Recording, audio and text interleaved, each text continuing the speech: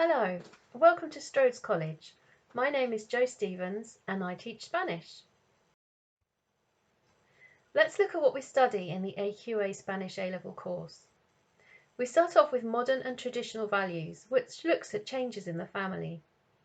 How has the family changed over the years? What used to be important and what is important now? We move on to artistic culture, taking a look at a variety of artists such as Picasso and Dali. We also examine the pros and cons of living in the internet society, and we look at the rich culture of Hispanic countries, including their dance, cuisine, local language, and landmarks. In Year 2, we study the effects of globalization and movement of people around the world.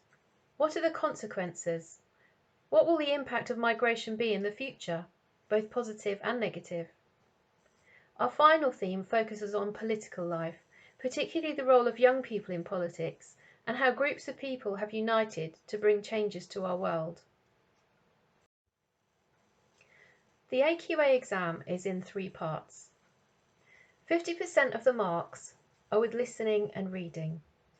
30% are speaking, including your own research project, and 20% is a writing paper where you'll write about a film and a play.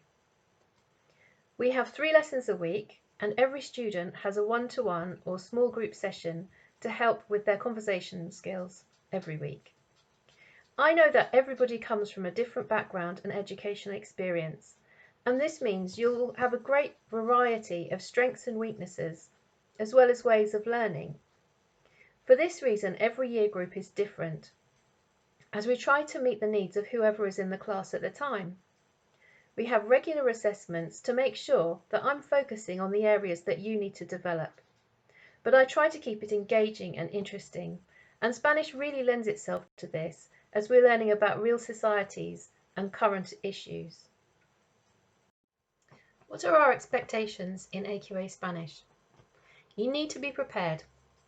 You need to have your folders, your paper, your file dividers, and you really need headphones because of the lessons in the computer room, and also sometimes you'll have homework to do and you'll want to do it on the college campus, and because we use a lot of audio, you need to have your headphones with you all the time. Really, essentially, you need a good attitude. You need to decide ahead of time that you're going to be consistent when you feel like it and when you don't. You need to watch the movie Voltaire, which we'll be studying in Year 1, and also below is a picture of the textbook that you'll need to buy before you begin. I'm really excited about teaching Spanish because it prepares the students for life in the future. You become an independent learner. You're also a team player at the same time. You're going to develop resilience and confidence. You're going to become resourceful, flexible, adaptable, and conscientious. And employers know this. As for careers, you may become a translator. You may go into international business. You may become a teacher or a journalist. Recently, students have been accepted on the British Airways apprenticeship scheme. They've also obtained places at good universities studying Spanish or Spanish alongside other subjects. I've divided the summer homework into 2 parts. The first part is called Little and Often.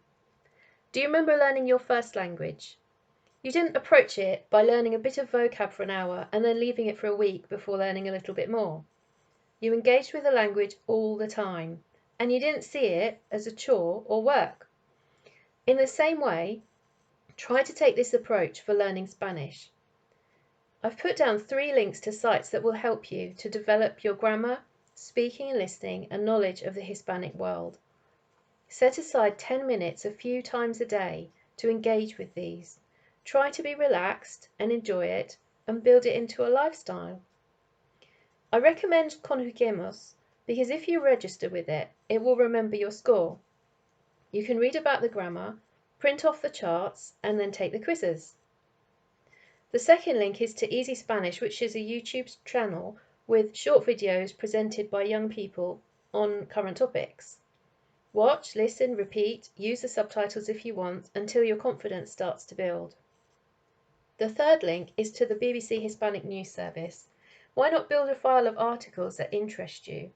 And you can also connect with the English translations to compare the texts. Part 2 consists of 2 activities. First of all, watch Bobert and create a summary. This is the film we'll be studying in Year 1, so it's a good idea to get familiar with it. Finally, create a PowerPoint about something in Spain or Latin America. We'll share them once we meet together in college. It's a way of finding out about you and what interests you. You may like to pick something from history, a personality, a location, an aspect of culture, something that you think we could all engage in. I hope that's been useful. Let me know if you have any questions. I've put my email address here so that you can contact me if you'd like. Enjoy your summer, enjoy your Spanish, and I look forward to meeting you soon.